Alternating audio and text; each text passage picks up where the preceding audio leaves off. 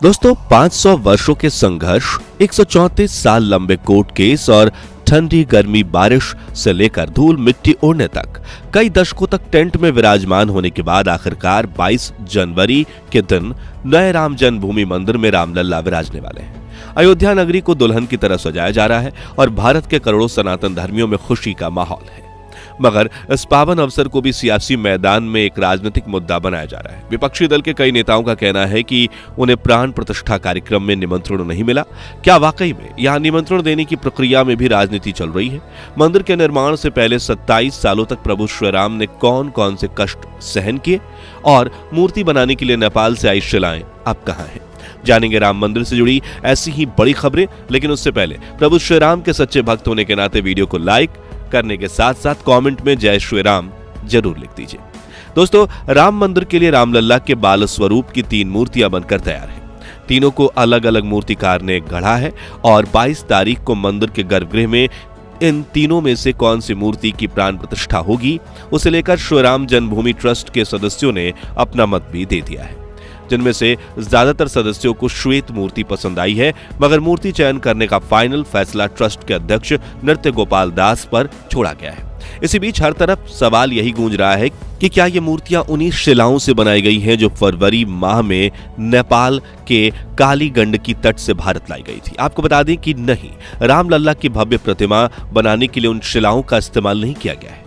दरअसल फरवरी महीने में नेपाल से एक 14 टन और दूसरी 27 टन की शिलाओं को जनकपुर के जानकी मंदिर के माध्यम से अयोध्या भेजा गया था और इनके अयोध्या पहुंचने के रास्ते में लाखों श्रद्धालुओं ने इन शिलाओं की पूजा अर्चना भी की थी। लेकिन रिपोर्ट्स के मुताबिक जब ये शिलाएं अयोध्या पहुंची तो इन्हें राम मूर्ति बनाने के लिए उचित नहीं पाया गया। दरअसल राम मंदिर से जुड़े कुछ संतों का मानना है कि काली नदी की चट्टानों को तोड़ा नहीं जाना चाहिए क्योंकि वे शालिग्राम के बराबर होती हैं। हालांकि इनमें से 14 टन वजनी शिला को शालिग्राम माना गया था, जबकि 27 टन की शिला से मूर्ति तराशने की कोशिश की गई थी, लेकिन वो शिला मूर्ति के लिए उपयुक्त ना पाए जाने की वजह से इनसे मूर्ति गढ़ने का प्लान कैंसिल कर दिया गया।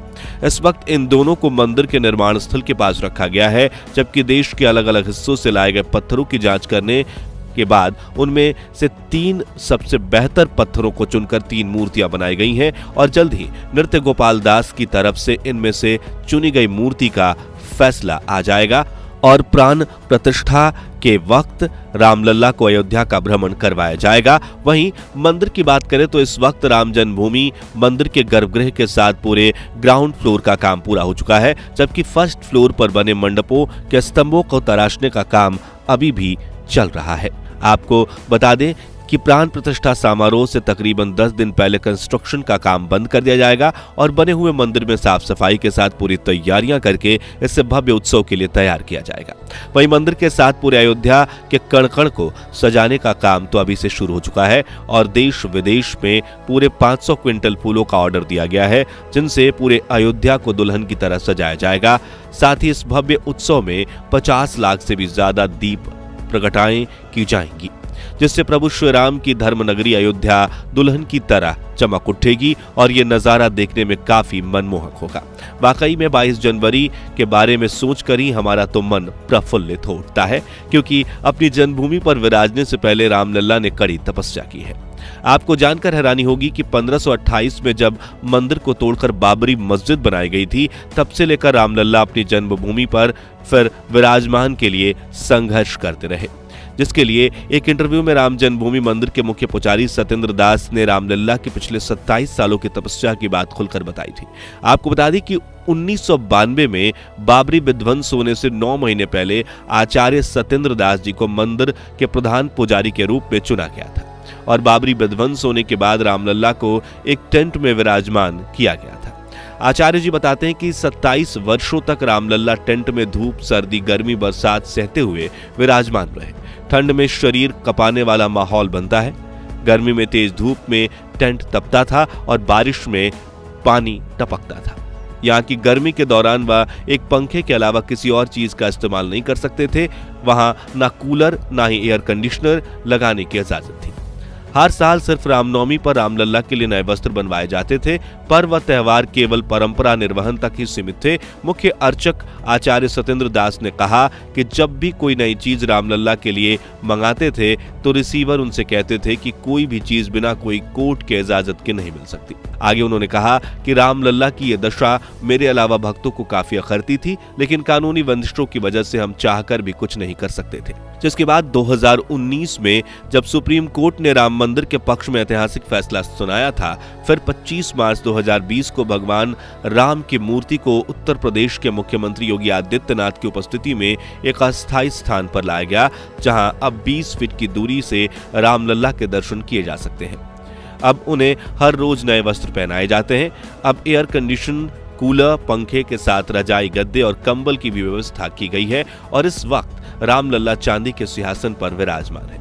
इस तरह तीनों सालों तक स्थिति पहले से बेहतर बनी है, मगर रामलला की कठोर तपस्या के बाद अब आखिरकार उन्हें 22 जनवरी के दिन नए राम जन्मभूमि में विराजमान किया जाएगा, जो देखकर आचार्य सत्येंद्र दास जी काफी ज्यादा खुश हैं। मगर दूसरी तरफ प्राण प्रतिष्ठा के न्योते को लेकर विपक्ष के इंडिया गठबंधनों में तो अलग ही दुविधा फैली हुई है। दरअसल राम मंदिर ट्रस्ट की तरफ से विपक्ष के कुछ बड़े नेताओं को निमंत्रण दिया गया है, लेकिन कुछ को नहीं दिया गया है। जैसे कि हाल ही में शिवसेना के प्रमुख उद्धव ठाकरे ने कहा कि मुझे कार्यक्रम का निमंत्रण नहीं दिया गया है, लेकिन मुझे इसकी जरूरत नहीं, क्योंकि मैं कभी भी मंदिर में जा सकता हूं। वहीं कई और नेताओं ने बताया कि विपक्ष होने की वजह से बीजेपी ने उन्हें न्योता नहीं दिया और वो राजनीति खेल रहे हैं। जैसे शिवसेना के ही सांसद संजय राउत ने हाल ही में बीजेपी पर आरोप लगाया कि वो इस साल होने वाले लोकसभा चुनाव के लिए भगवान राम के नाम पर वोट मांग रही है। आगे उन्होंने कहा था कि यह सब राजनीति है, कौन बीजेपी के कार्यक्रम में शामिल होना चाहता है, यह कोई राष्ट्रीय कार्यक्रम नहीं है, यह बीजेपी का कार्यक्रम है, यह बीजेपी की रैली है। बीजेपी का कार्यक्रम खत्म होने के बाद हम अयोध्या जाएंगे। इन सभी आरोपों को लेकर विश्व हिंदू परिषद के अंतर्राष्ट्रीय कार्यकारी अध्यक्ष आलोक कुमार ने कहा है कि इसमें कोई राजनीति नहीं है।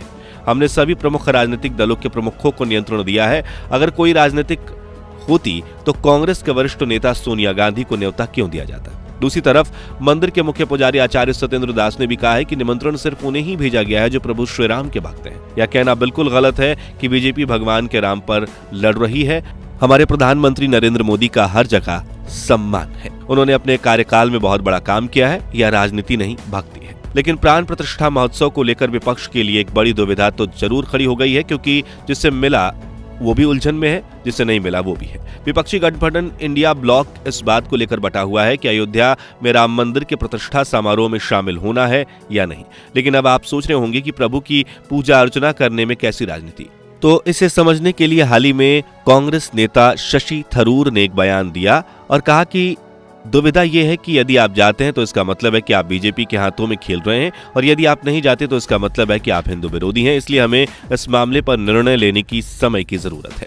आगे उन्होंने कहा कि वामपंथी दल इस मामले में आसानी से निर्णय ले सकते हैं, क्योंकि उन्हें किसी भी धर्म में विश्वास नहीं है। कांग्रेस के भीतर सीपीएम या बीजेपी की कोई विचारधारा नहीं है। हम हिंदुत्व को एक राजनीतिक सिद्धांत के ऊपर देख रहे हैं, इसका हिंदू धर्म से कोई लेना देना नहीं है। वहीं दूसरी ओर सीपीएम महासचिव सीताराम येचुरी ने इस निमंत्रण को ठुकराते हुए कहा कि उद्घाटन समारोह में जो हो रहा है वह यह है कि इसे एक राज्य प्रायोजित कार्यक्रम में बदल दिया गया है, जिसमें प्रधानमंत्री, उत्तर प्रदेश के मुख्यमंत्री और संवैधानिक पदों पर बैठे अन्य लोग शामिल हैं। यह लोगों की धार्मिक आस्था का सीधा राजनीतिकरण है, जो संविधान के अनुरूप नहीं है। तो क्या सचमुच राम मंदिर प्राण प्रतिष्ठा समारोह में राजनीति हो रही है? इसके बारे में अपनी राय कमेंट में बताइए, और वीडियो अच्छी लगी हो तो इसे लाइक और शेयर जरूर कीजिए। घर बैठे ही अयोध्या राम मंदिर के दर्शन और हर खबर से रूबरू होने के लिए हमारे चैनल को सब्सक्राइब करके पास वाली घंटी जरूर बजा दीजिए। जय श्री राम।